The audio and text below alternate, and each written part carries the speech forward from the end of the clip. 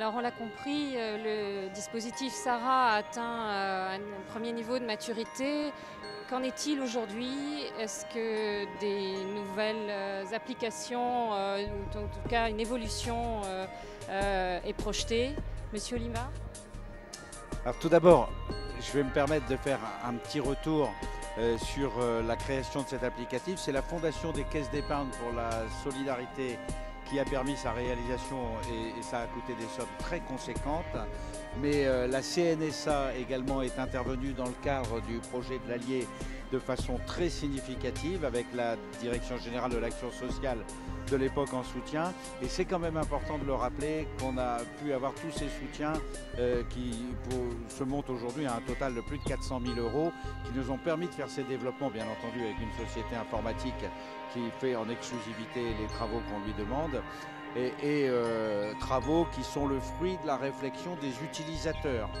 C'est vraiment avec les utilisateurs que nous concevons et que nous faisons avancer l'applicatif qui est mis à jour gratuitement pour les utilisateurs. Il n'y a que de très modestes frais d'hébergement et d'assistance sur cet applicatif dont on souhaiterait, nous, voir un développement au niveau national parce qu'on repère bien que pour les usagers, c'est quelque chose de très utile de connaître la disponibilité des places d'accueil temporaire, mais aussi pour les gestionnaires, que ce soit pour l'accueil temporaire ou pour l'accueil durable. C'est un outil qui fait gagner beaucoup de temps, qui rend beaucoup de services. Alors, on essaye aujourd'hui de travailler au développement de ce système pour en faire un système unifié d'information au niveau départemental. Évidemment, ça ne peut ressortir que de la volonté des départements, ça ne peut pas être personne d'autre qui l'impose. Aujourd'hui, donc, l'Allier a été le premier à l'expérimenter pour l'accueil temporaire. Le pas est en train d'être réfléchi pour la partie accueil durable. Ils savent qu'ils ont les licences à leur disposition pour le faire. Il faut qu'il y ait une adhésion aussi, c'est important, une adhésion des responsables, des gestionnaires. Il faut qu'ils sentent que c'est gagnant-gagnant, c'est-à-dire qu'effectivement on a une information meilleure à la MDPH, on a une information meilleure pour les familles, mais eux aussi, il faut qu'il y ait un service rendu qui soit utile. Donc on travaille sur cette notion de système unifié d'information départementale, accueil temporaire, accueil durable. Le Pas-de-Calais est sur les rangs, on espère qu'avec la MDPH on pourra finaliser assez rapidement cette démarche. Par ailleurs, il y a des évolutions logicielles en cours. D'abord parce que les directeurs ou les conseils généraux comme l'Allier le demandent, on fait le cahier des charges avec eux chaque année. Et puis on s'est aperçu par exemple qu'il fallait être capable de gérer les listes d'attente. C'est un problème récurrent, celui de la liste d'attente pour les MDPH. Bon, SARA, la fonctionnalité liste d'attente est en cours de finalisation, elle sera en ligne prochainement. Une personne est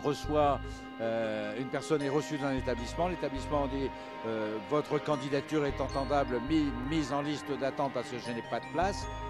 On rentre l'information dans SARA, elle est remontée automatiquement dans le réseau. Si la personne va voir un autre établissement, elle est remontée aussi en information dans le réseau.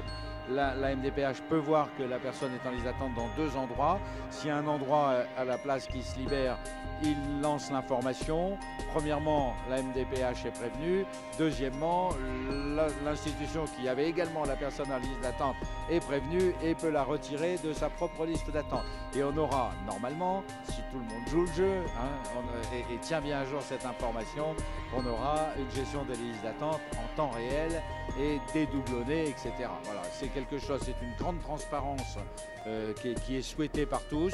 Il faut qu'il y ait adhésion, il faut qu'il y ait du gagnant-gagnant sur ce type de service. Et c'est ce à quoi nous travaillons beaucoup parce que nous croyons beaucoup à ce que nous avons fait avec cet applicatif SARA et avec les retours que nous en avons eus des gestionnaires d'établissements. Voilà.